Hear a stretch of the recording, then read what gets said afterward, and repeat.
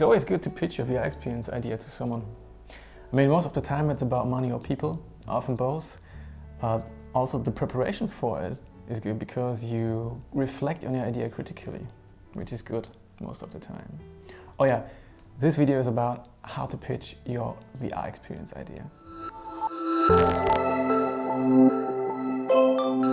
Pitching is a well-known process in the business or startup area, but it's also common in the game development or in the film industry.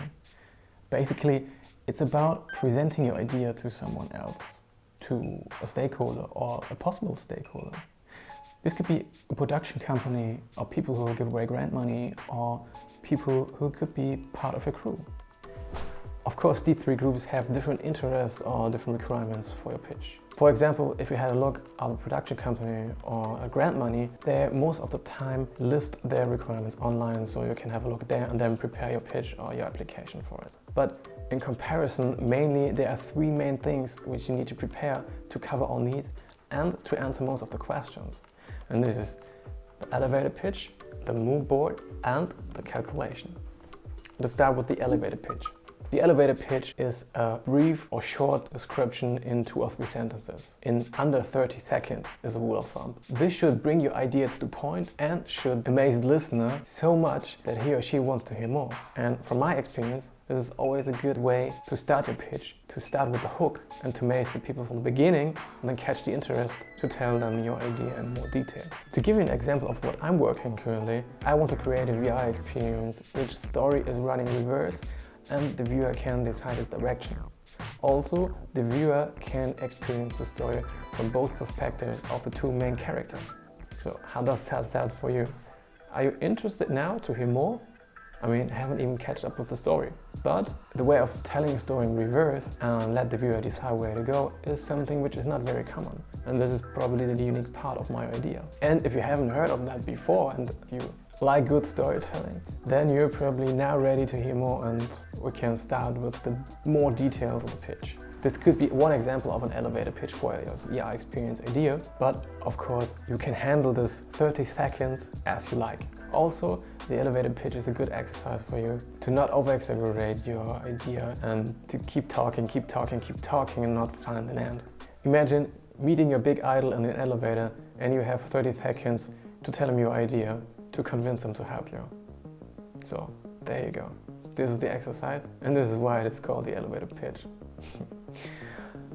Let's go to the mood board. A mood board is a collage of images, tags and samples of objects in a composition to convey a general idea or feeling about a particular topic, in this case, our VR experience. I've done well in structuring my mood board in characters, assets, locations, visual effects, soundtrack, procedure, color palette and similar projects. Characters obviously describes my characters of the experience. Especially for VR, I like to add role models and game features like interactions, for example. Similar to this are the assets, where I illustrate important assets like objects and plugins for the game engine. Locations are the shooting locations or more commonly the different levels. Again, I'm using optical examples from the web to give an idea about my environmental design vision. You can also add technical complements for a level designer here. Visual effects, of course, are the visual effects which may be needed for transitions or special happenings inside the experience. Soundtrack is everything audio related, like background music, sound effects, ambient sound, also spoken dialogues or voiceovers.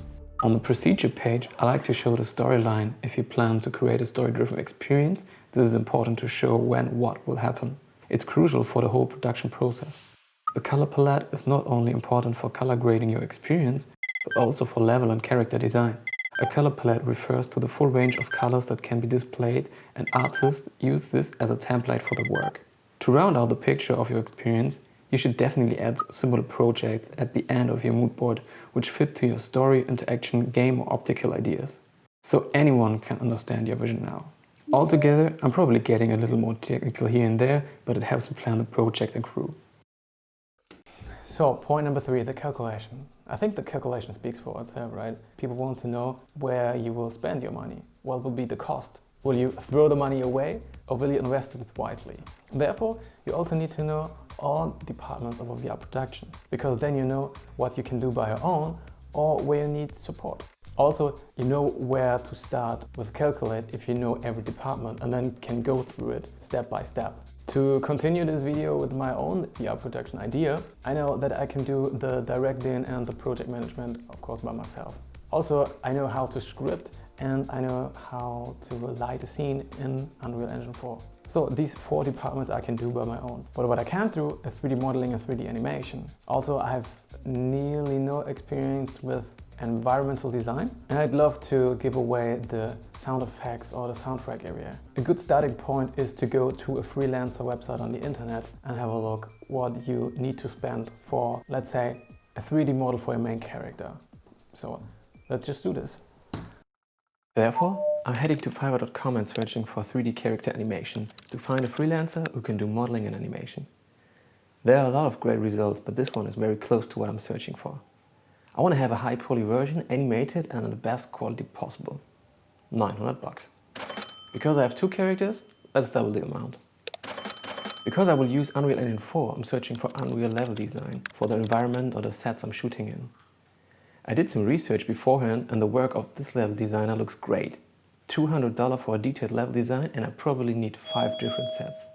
$1,000. For the sound effects, I'm a happy user of Epidemic Sound. While I was searching for background music, I found this artist called Jardonitz, and he's producing awesome tracks, and I want him to compose some music for my experience. Let's leave him a message and hope for the best. Cost? To be discussed. But let's calculate $1,200 for 3 tracks. Done. Expected cost? $4,000, besides my own work. Like all pawns in this video, a drafting example for you to understand. Of course, this is a very rough calculation, but as a starting point, websites like Fiverr.com are a good start. Also, the good thing about a VR production in comparison to a film production, you can do everything remote, you can do everything virtually, which means you don't need so many people on set. But yeah, I would be happy if I get those people hired, and I think this would be enough for my VR experience. Which also means we now have everything together. We have talked about the elevator pitch, you have an idea about a mood board, and we did an example calculation. A bonus tip at the end is do a one-pager and write all the things down on one page. Write down the elevator pitch, make a rough idea, a rough sketch of the mood board, and make a small part for the calculation. Because then you can hand out this one-pager to people at a networking event, for example. And then we're done for this video. Hopefully you know now how to pitch a VR experience idea.